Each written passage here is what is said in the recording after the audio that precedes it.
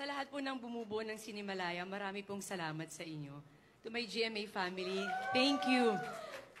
Direk Kip, umpisa pa lang ng shooting natin, ramdam ko ang 100% na pagtitiwala mo sa kakayaan ko kung paano ko i-arte si Teacher Emmy. So thank you, Direk Kip. Sa lahat ng staff and crew, sa loob ng 6 na shooting days, ramdam ko yung pag-aalala. Yes, sorry to say that. 6 shooting days. Ramdam ko yung pagmamahal, pag-aalala, paggabay nila sa akin na safe ako, na kahit anong bigat ng nararamdaman ko sa lahat ng eksena, never nila akong pinabayaan at minimake sure nila na maayos akong uuwi kahit sugat-sugat ako. Thank you.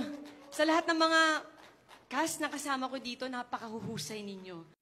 At syempre, di matatapos ang pasasalamat na to kung hindi dahil din sa asawa ko. Thank you, Dad. Kwento ko lang ng short. Sabi ko sa kanya, mahal, may offer sa akin sa Cinemalaya.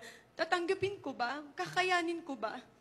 Sabi ng asawa ko, wala mang ilang minuto, sabi niya, kailangan mong gawin yan.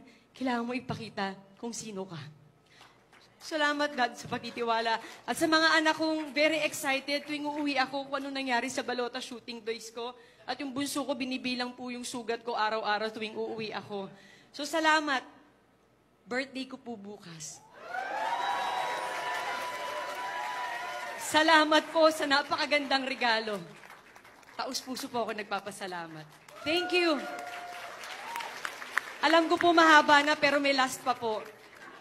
Sa lahat po ng Teacher Emmy na matapang na ginagawa ang lahat para protektahan ang boto ng sambayanan kahit pa ang sariling buhay ang malaan sa panganib. Teacher Emmy, para sa'yo to. Mabuhay po kayo, mabuhay ang pelikulang Pilipino.